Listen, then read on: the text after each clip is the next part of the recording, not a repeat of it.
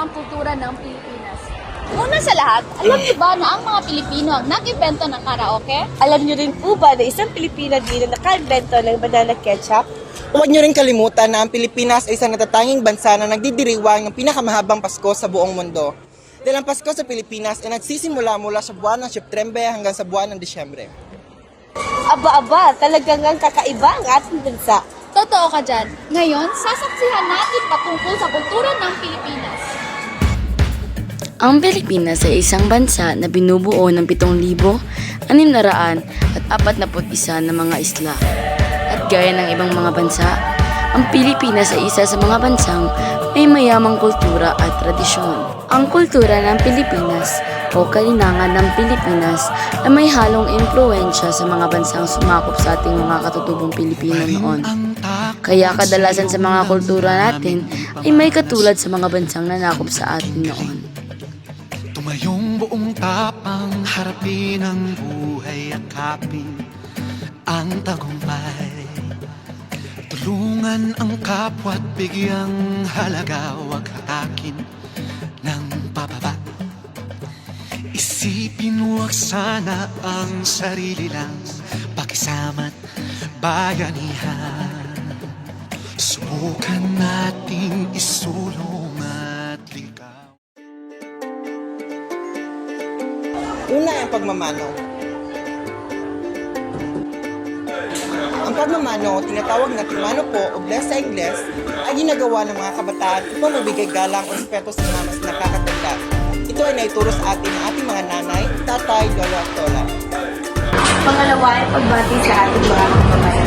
Kilala man o hindi tulad ng ibang bansa, tayo po ng Pilipino, tinutulig natin ang kaibigan na lahat. Kilala man o hindi, binabati natin at nililigan.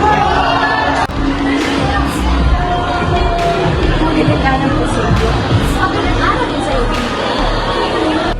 Pangatlo ay ang pagdiriwang ng fiesta.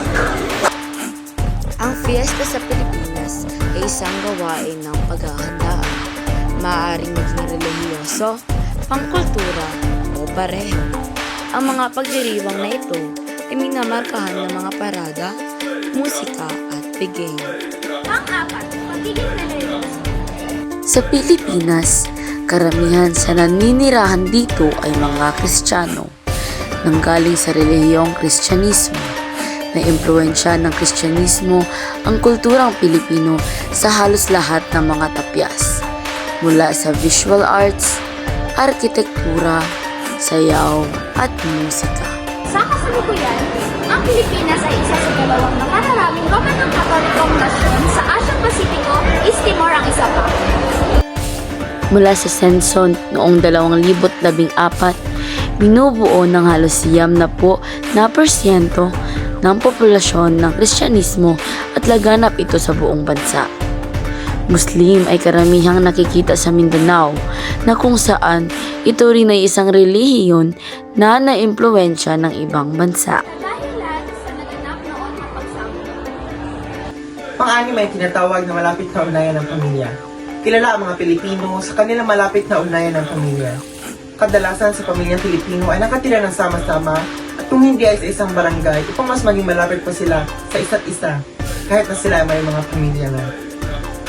Pang-pito ay ang pag-aaral sa mga panitikan na Ibong Adarna, Noli Me Tangere, El Filibusterismo at iba pa, na kung saan ang mga panitikan na ito ay itinuturo sa mga silid-aralan upang mas malaganap ang isip ng isang estudyante patungkol sa kasaysayan ng ating bansa.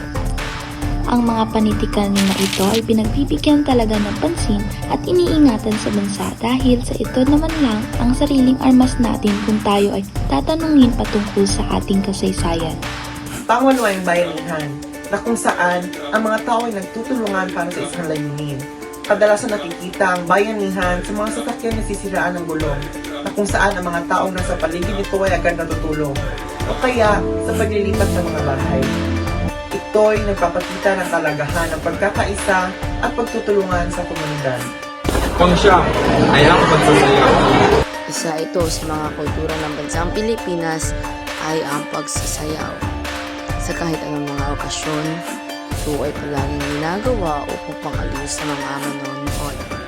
Ang Pilipinas ay may maraming tradisyonal na mga sayaw gaya ng tinitling, sugli, sapatya, sakuting, regatones, binasuan, kuratsa, saguin-saguin. Pang-sampu ay ang pagiging late o tinatawag nating Filipino time.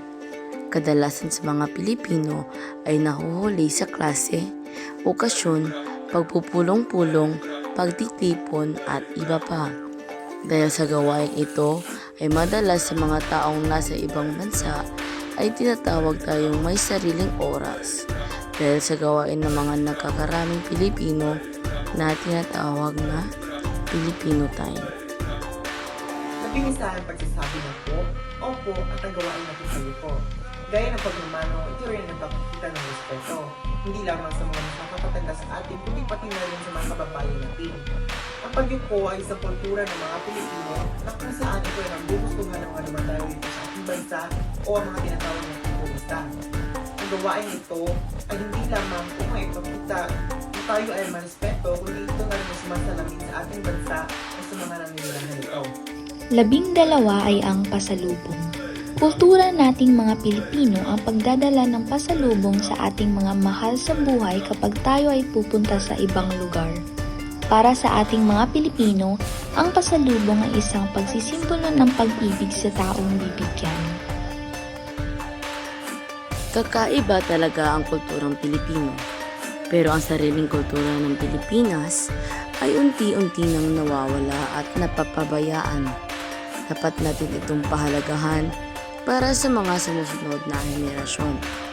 Tayong mga kabataan ang dapat mag-alaga ito sapagkat ito ang ating sandata sa mga paparating na panahon. Ang kultura natin ay sumisimbolo sa ating bansa at sa mga Pilipinong naninirahan dito. Kaya kinakailangan natin itong alagaan at mahalin ng buong buo.